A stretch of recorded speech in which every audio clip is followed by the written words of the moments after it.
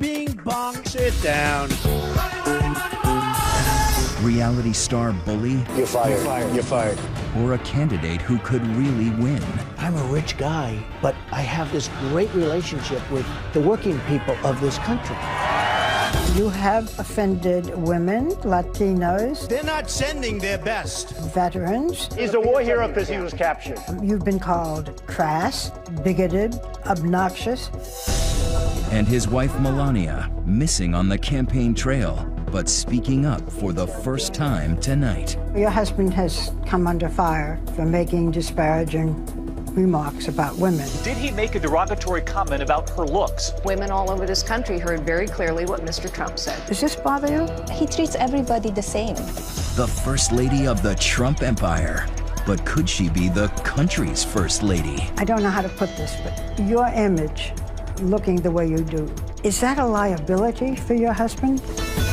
Plus, the Trump children. Who is his favorite? And for the first time on TV, all his grandchildren. Hi, sweetheart.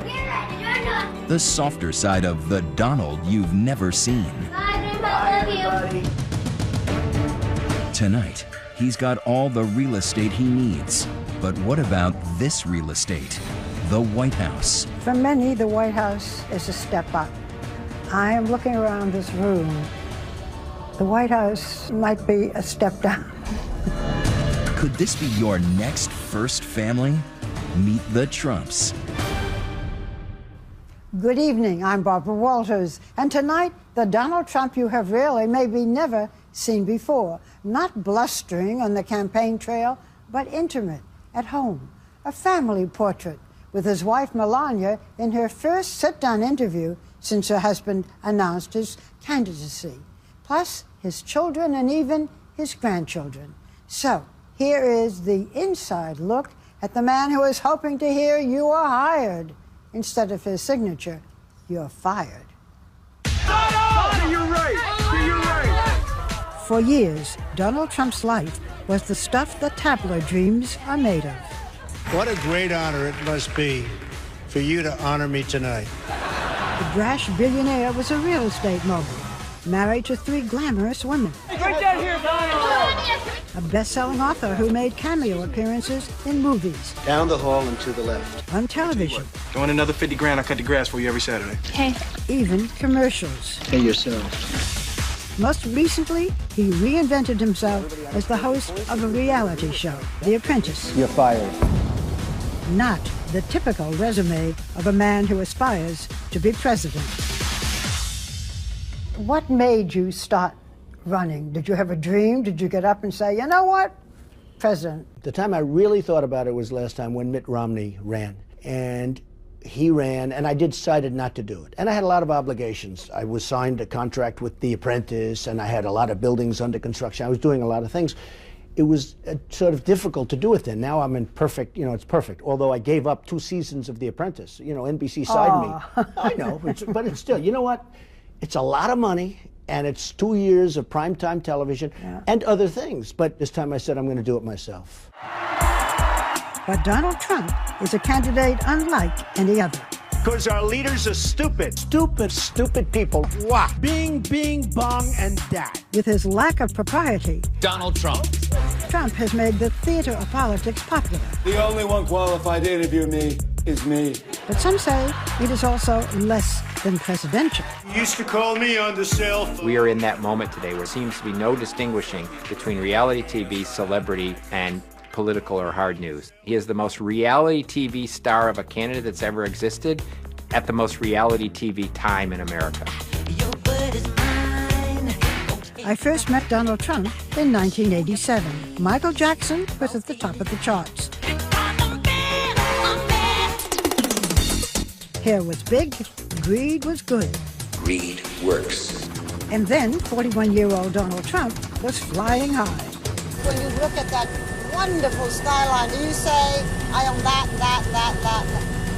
Well, I look at that skyline, Barbara, and I really say it's the greatest in the world, and I'm very proud to be a part of it. In the Big Apple, the Trump card was an ace. Anything else you want to buy as you look out there? Any good properties that we can see? I'd really like to buy everything if that were possible. I bet you would. What about Central Park? No, I think that should be preserved and left, and Donald Trump should not be allowed to touch Central Park. A lot of people are very relieved. But Trump was already dreaming about his next conquest, a future far more grand than just Prince of the City. New York developer Donald Trump charging American foreign policy lacks backbone. Is he running for something? It was the beginning of a long flirtation with the greatest get of all. We're going to see whether or not I'm going to run. Are you running for president? I have never been so serious as I am now.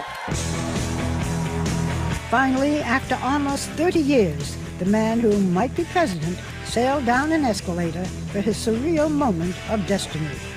I am officially running for President of the United States. His speech was one of the most jaw-dropping presidential bids in history. Country great again. The U.S. has become a dumping ground for everybody else's problems. We have losers. They're laughing at us. His thoughts about immigration provocative, to say the least. When Mexico sends its people, they're not sending their best. They're bringing drugs, they're bringing crime, they're rapists, and some, I assume, are good people. I will build a great, great wall on our southern border, and I will have Mexico pay for that wall.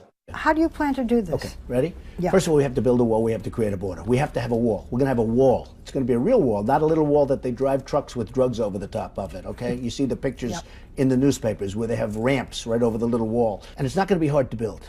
It's going to be done, hey, who's better at building than me? I know exactly what to do. New fallout for Donald Trump. Unlike any ordinary candidate, Trump didn't back off. He doubled down and set off a firestorm. Well, call it another Trump dump. Macy's is now cutting ties with Republican presidential candidate Donald Trump. When you send these people out, what do you do with the women and children? They're going to go with them. Oh, everybody. You have to go. Sure, it's got to be a family unit. It's going to be done humanely. You speak your mind, heaven knows. You have sometimes offended women, Latinos, veterans. How can you unify the country when you make these divisive statements? Women respect me, they like me, and they know I'm going to take care of them. I'm going to protect them. The people that are here legally, Hispanics, like me because they don't want people coming in and taking their jobs. Do you speak any Spanish? No. This is an English-speaking country, remember? They want to. From the beginning, What the hell are we getting involved for? Come on, his folks, inflammatory comments have drawn criticism from every quarter. Let's go, baby. Trump's running for president. Like, this is your worst nightmare. Could he actually win? No freaking way! Trump is the shock jock of the political campaign, but it's paying off big in the polls. He is now at the top of the pack for the Republican nomination. After you announced your run for the presidency, there was a cover story in the Daily News that showed you as a clown. You've been called crass, bigoted, obnoxious. Any of this bother you, or does it all? No. Nobody calls me a clown now, I can tell you that. And you're right, at the beginning they were doing everything they could. Everybody was trying to belittle because that's what they do. Now they've gained great respect because I've gone from going into a race that everybody said I wasn't going to enter, and I went being up, and now I'm leading by a lot. So I've spent less money and I'm in #1 position. Other people have spent $30, $40 million and they're dying. I used some words to describe you disparagingly. What words would you use to describe Donald Trump? Well, I mean, I'll give you the positive. I've always had great imagination. I've had great success with money. But what they say is he a nice person? And I think actually I am a nice person, but I think the thing that will surprise people, I'll be a unifier. I think I'll bring people together. And that includes blacks and whites and everything.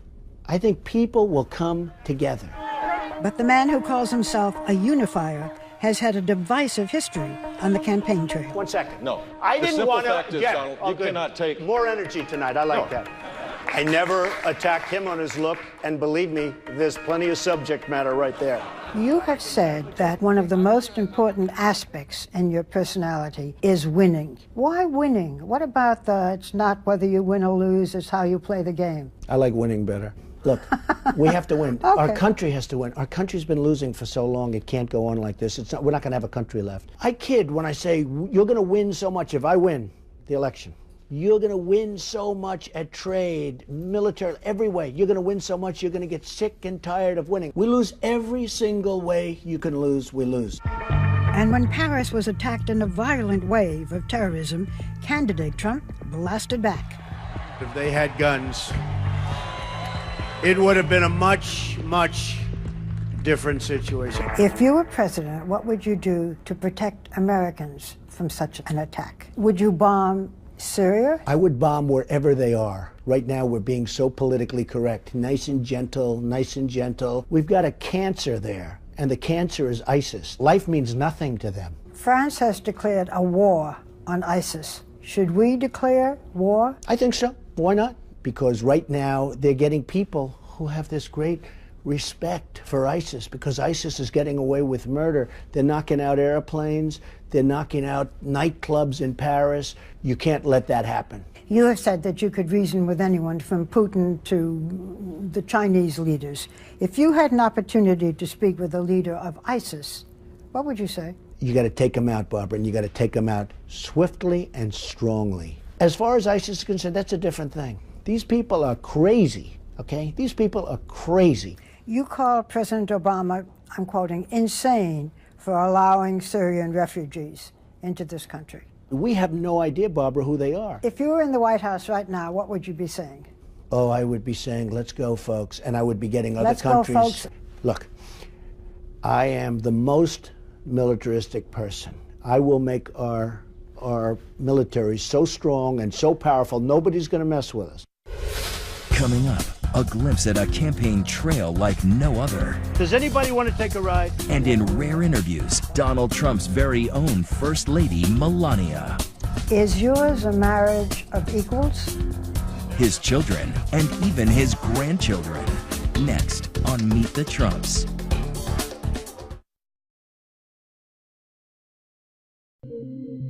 Donald Trump has always set the gold standard, literally, for life at the top.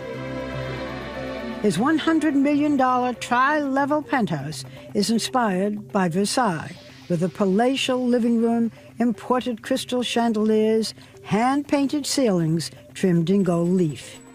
It has sweeping views of New York City from every side.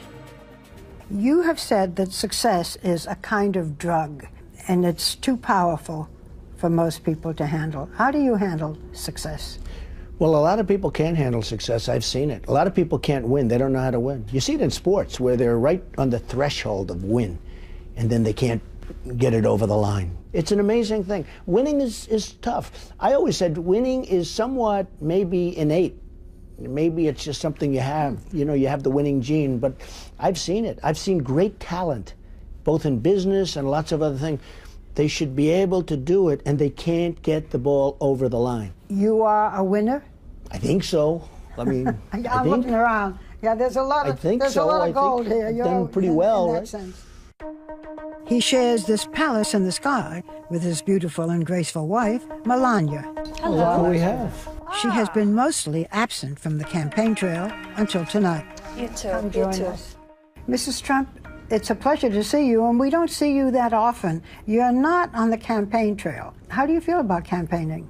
Well, it's my choice not to be there. I support my husband 100%, but we have a 9-year-old son together, Baron, and I'm raising him, and this is the age he needs a parent at home. Were you involved in the decision of your husband to become president? We discuss a lot, yes, and I encourage him, and I encourage him because I know what he will do and what he can do for America. He loves the American people, and he wants to help them. Melania and her husband met at a party in 1998, where she caught the eye of the flirtatious Donald Trump. He came up to you, you rebuffed him, yeah? What was your first impression of Donald Trump?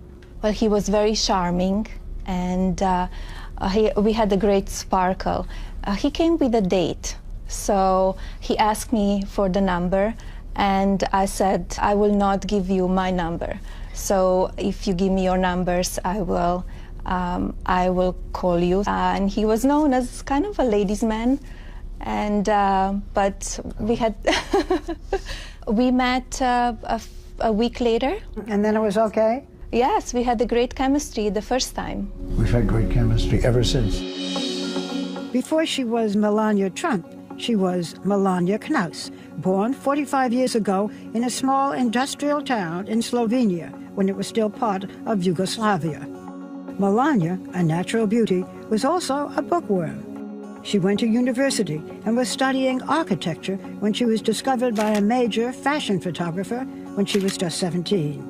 Soon after, she left school and Slovenia for New York City. Who would imagine that the quiet girl from Slovenia would end up the wife of a mega billionaire? Their relationship made international news, not just because it was a May-December romance, he is 24 years older, but because of Donald's previous 2 high-profile marriages and even higher-profile divorces. Are you following the Trump thing?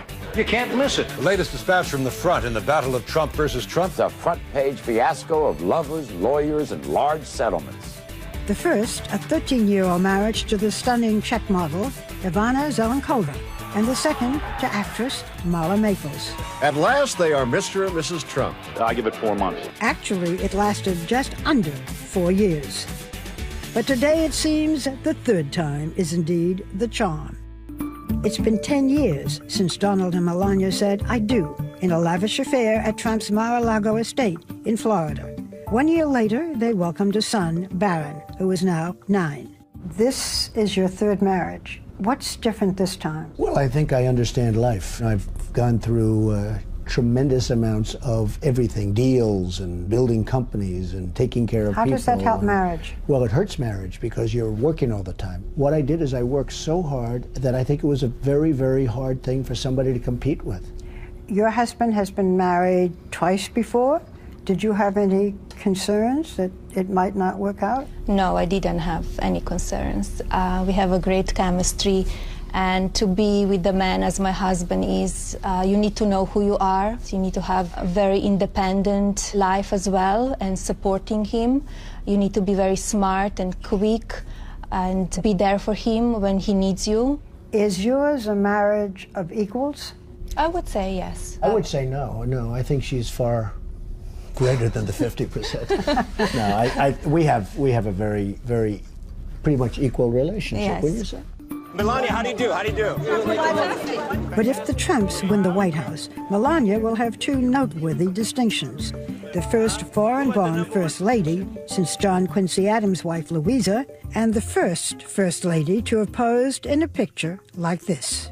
I don't know how to put this, but your image, looking the way you do, is that a liability for your husband?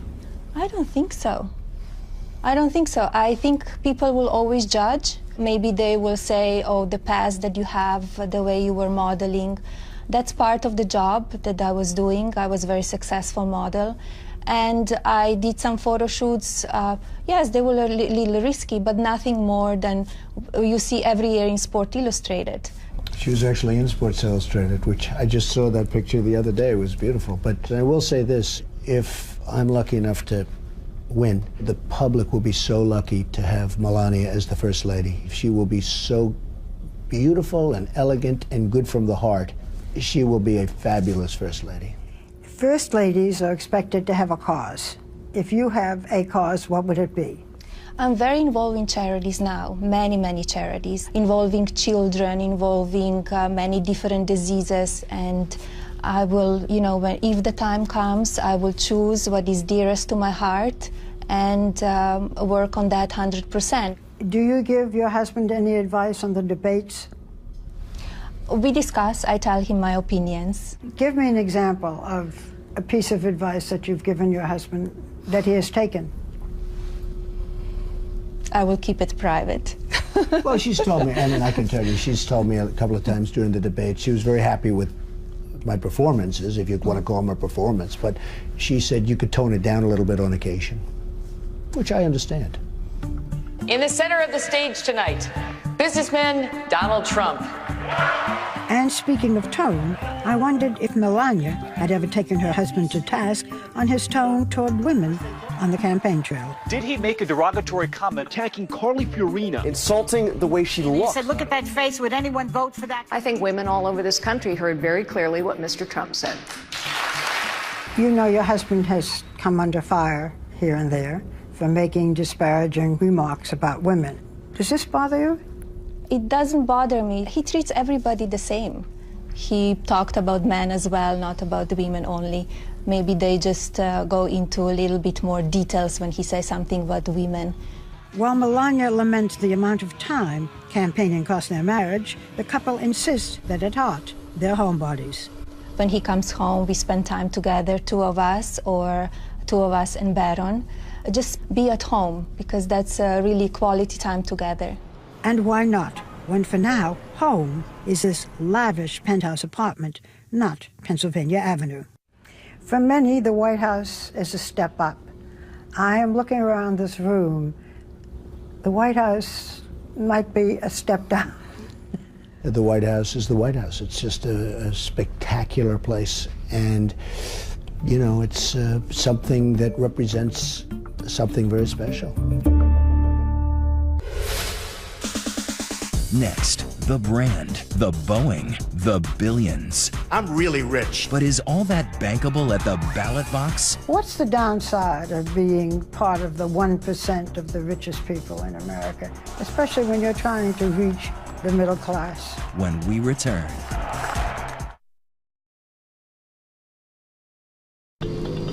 Donald Trump allowed us rare behind-the-scenes access to his life on the campaign trail.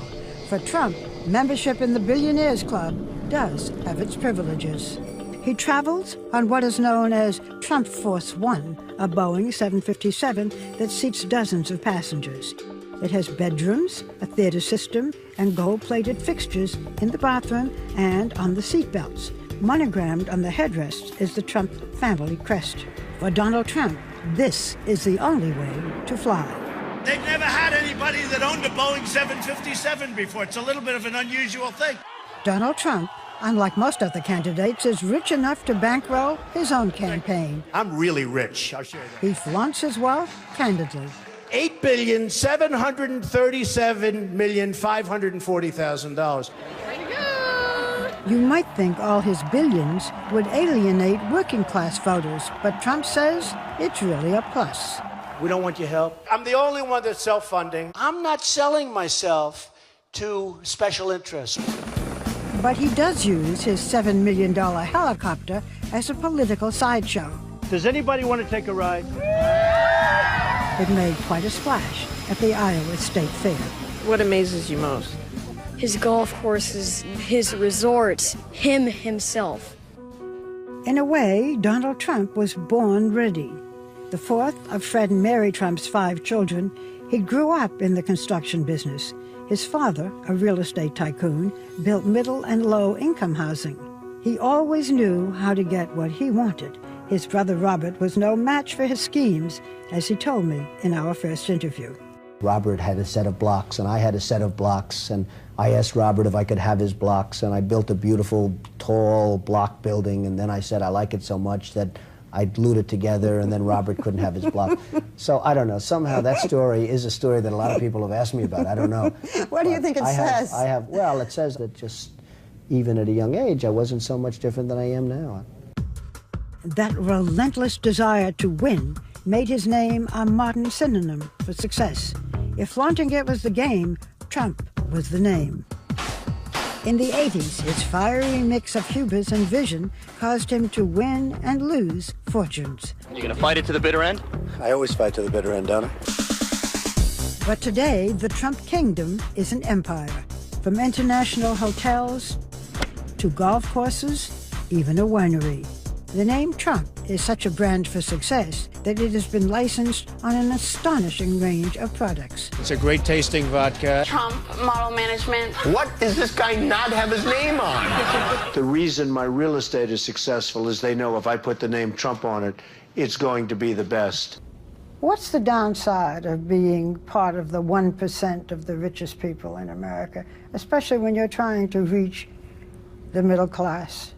Well, there's a certain loneliness that you have, but that's made up when you have a great family. I have a great family, fantastic family, have a wonderful wife. But the funny thing is, I'm a rich guy, but I have this great relationship with the working people of this country, and that's true. What vein do you think you have touched? The vein of people are tired of being led by leaders, if you call them leaders, that are virtually incompetent. Trump says he is a man of the people. Others say he's the P.T. Barnum of politics. Whatever the answer, he's been playing to crowds of thousands. Donald Trump speaks the truth. He's not a politician. He's not paid off. Well, he's so damn good looking. What do you think? His theme song is his message, and it has definitely hit a nerve.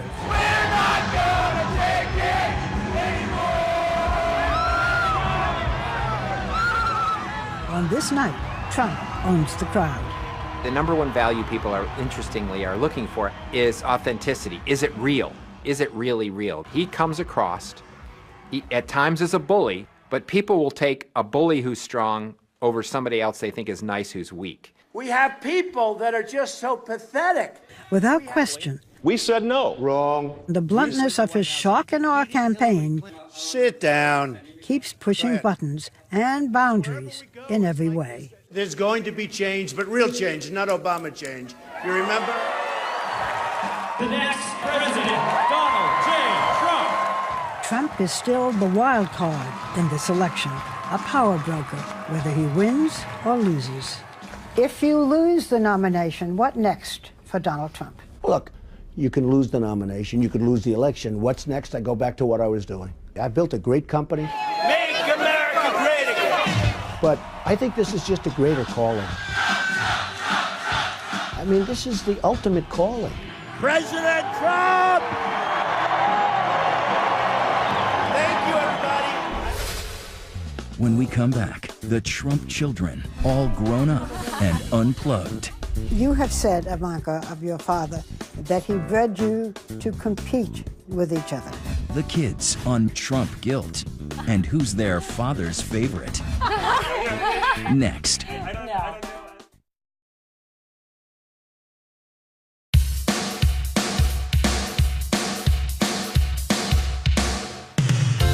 For every kid, there comes a point where your parents stop being cool. The things they say, It's gonna be the things they do. Call me on the cell phone. But the Trump children swear they are the exception. Do any of you make fun of your father's hair? Well, I like not to because you never know what happens genetically. I'm saying it's doing okay. It is funny because it's the only hair we've ever known, but people seem fascinated. This week, I sat down with Donald Trump's 4 oldest children. Donald Jr., 37, Ivanka, 34, Eric, 31, and Tiffany, 22. Not surprisingly, they all think their father would make the perfect president. What makes your father tick? Work. Honestly, work and family. He's the last man you'll ever see that'll take 3 weeks and go to Aspen or 3 weeks and go somewhere. I mean, he loves work. I need a quick show of hands. Which one of you is most like your father? But in fairness, I think we're all like him in very different ways. You know, it's actually very scary. We can go to Thanksgiving, right, and we can all we'll sit there and pick answer the same question using the exact same words in the same sequence. Trumpisms. I relish those holiday meals because we can really sort of let loose. I mean, it is a show. I mean, in and of itself. I mean, it's funny and we have a good time making fun of each other and just having a blast. I first met Don Jr., Ivanka, and Eric, his children by his first wife, Ivana, in 2004. The subject was nepotism. Do you ever try to hide your name? I'd be lying if I said I didn't, especially when I was younger. There were times where it was just, you didn't want to have to deal with everyone making those assumptions, however ignorant they may be, that I'd always say, introduce myself as just Don or something like that, avoid the last name at all costs. Today, all 3 wear their last name as a badge of honor, working as executive vice presidents at the family business. Combine it with this. Now that adds value to that apartment. Tiffany, Trump's daughter by his second wife, Marla Maples, is a senior at her father's alma mater, the University of Pennsylvania, with plans to go to law school. Tiffany, people are meeting you today, many people for the first time. Yes. To grow up with the name Tiffany Trump, Yes. that's not easy. I think that It's all I know. I'm so happy to be Tiffany Trump. I'm so happy to be, in the family I'm in with my siblings and my father and my mother. Your father has said that he was not, I'm using his words, very present when you were growing up. I would challenge him on that because he was very available to us and accessible to us. Regardless of what he was doing, regardless of who he was meeting with, if we called, he took the phone. I mean, from when we were 6 years old, I'd call, he'd be negotiating with the CEO of a major bank or whatever it may be, and he would make them wait. He'd take the call from us. Our times together were learning, playing in his office. He would always sneak me down to get a candy bar, in the lobby. He found a way that was true to him to connect with us that maybe is a little less traditional. His work is his passion, and he found a way to share it with us. They say their father also taught them to respect the value of a dollar. He was the first to tell us how privileged we are, and with that privilege, how much responsibility we had to really sort of earn what we were so lucky to have been afforded since birth. Well, that's the right word, earn. I mean, he made us work. We were on construction sites and we were working, and at the end of the day you were tired and you earned minimum wage, and you take that money that you had and you go out and spend on something good. To say we weren't spoiled would be laughable. But we were spoiled with great education, great experiences. But we weren't the kids showing up to college with, a Ferrari. We always had to sort of earn whatever it is that we wanted, and that, I think, prevented us from doing a lot of the other things that you've seen as, downfalls perhaps in other children who have similar circumstances. And it seems the Donald Trump work ethic is in their DNA. You better do a good job or you're fired. And we refer to it as the Trump guilt. It's when we wake up on Saturday and we're not working. You have said, Ivanka, of your father, that he bred you to compete with each other. What do you compete over?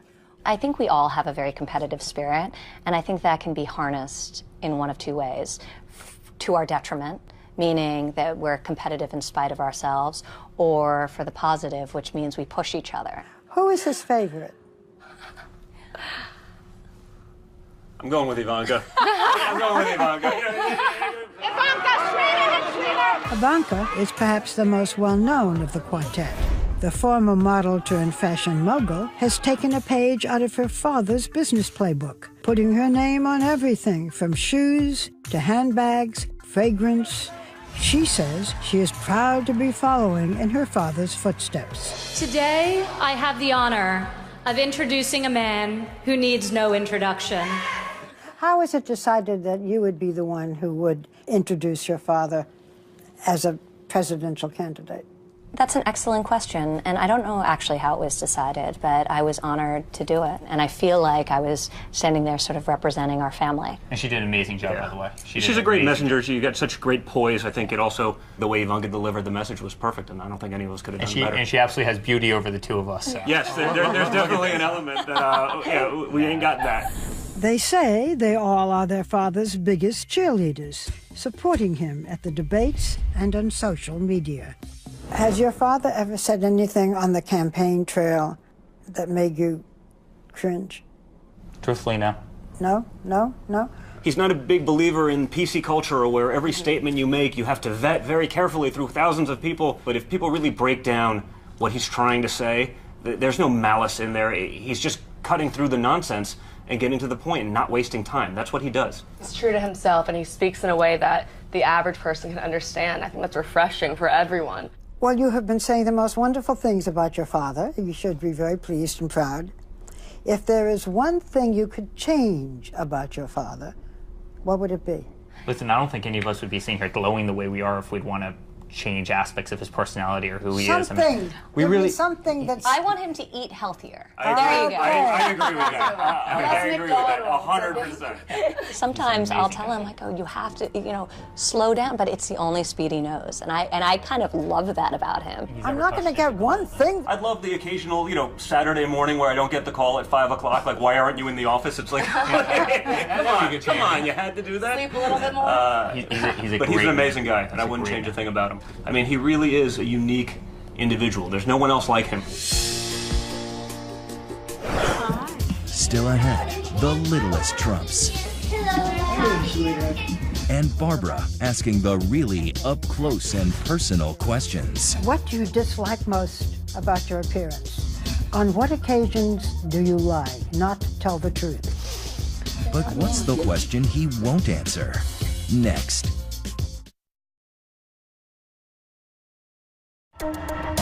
At the end of our interview, we turned from talking about Trump's candidacy to talking about the man. Who is he? What makes him tick? I asked him some questions often seen in Vanity Fair magazine. My fantasy when I was very young was to be a nightclub singer. Wow. Didn't happen. What was your fantasy when you were very young? To be a baseball player. I was a great baseball player. What position? First base, catcher, first base. But in those days, you got paid $2, right? And that's not for Donald Trump. I mean, no. But my other fantasy as I got older was to do movies. I wanted to be a movie maker. And I decided not to. I decided to go into the real estate business, but I wanted to make movies. Make them, not be in them. No, make them. I want to make them. What do you dislike most about your appearance? I like my appearance. I mean, people would say, my hair's not bad. You know it's my hair. Last time you started pulling my hair with your great show last time. Is this part of your image, or is it covering a bald spot? It's a funny thing. I've always, combed it this way. I was probably maybe a little bit more... Always combed it down? Well, I really don't. It's really combed back. If you really look, it's combed sort of back. Come on, Barbara, get over here. Now you're going to mess it up for this interview. No, okay. the optics. There. Well, after that, everyone knows it's real. Okay, I'll go on. What is your greatest fear? Well, I don't want to reveal fears, because if I reveal fears, I'm giving up something. This is what I say. I hate when I see generals being interviewed because they're telling things that the enemy... I don't like revealing weaknesses. And, you know, we all have certain fears, and everybody has fears, but I don't like revealing my fears. Okay, what's the trait you most deplore in yourself? Well, it's the one I like best, and it's the one that it's a little bit tough for people. I never, ever quit. I never give up. And in one way, that can be a little aggravating to people. In another way, I think it's a good trait. What do you dream about most frequently? I have good dreams, just having a good life. Good family, good life. So important. You know, Barbara, I see people that are very wealthy, friends of mine that are immensely wealthy people, the wealthiest people in the world. A lot of them aren't happy. They don't have a good family life. They don't have a good marriage. They don't have good kids, or their kids are on drugs. And the happiest people I see are people that have a great family life. On what occasions do you lie? Do I? Lie. Not tell the truth. Well, I think I will oftentimes, and I don't call it a lie, I call it a fib. If somebody's not looking good, I never would say that. I'll say, you're looking good, or you're feeling good, how you doing? And somebody could say that's a lie or it's a fib, but they don't look good. But, you know, I do it. I don't want to hurt people's feelings. Believe it or not, I have a lot of feeling toward that. I don't want to hurt people's feelings. Is there anything that you want that you don't have? Well, I think the one thing that I want right now is the presidency. I will do a great job, and I'll make a lot of people happy. It'll be a very positive thing. I don't need it for myself, for my ego. I just think I do a great job.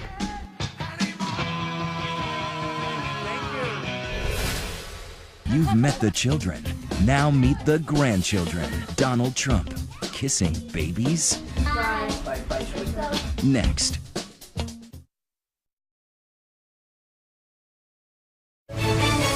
Once again, Barbara Walters with Meet the Trumps.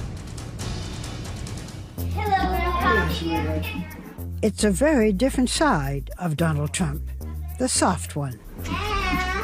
Breaking from the daily grind to greet his 7 grandchildren. Look at this, huh? What a troop. What is your father like as a grandfather? He's been great. You know, he's at a different stage in his life, so he's able to relax a little bit more and be a grandfather. Everyone having a good time? I can see my kids just running up to him and giving a hug. They just respect him a lot.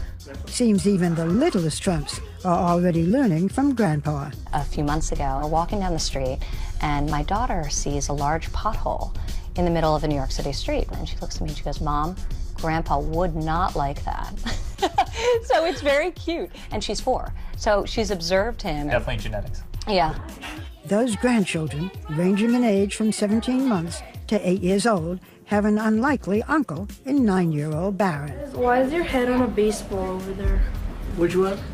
While we were there, Barron made a cameo appearance at his father's office. He's very close in age to my two oldest kids. They're like best friends. How old is Barron now? Barron's 9 now. He's very close to my 8-year-old and my almost 7-year-old, and they have a great relationship. So it's almost, we joke, you have to really respect your uncle, even though there's a 1-year difference. So that drives my kids crazy. But they play almost as though they're, you know, cousins or brothers and sisters when we are together as a family. So it's a great way to really tie all of it together. So say goodbye, everybody. Come on.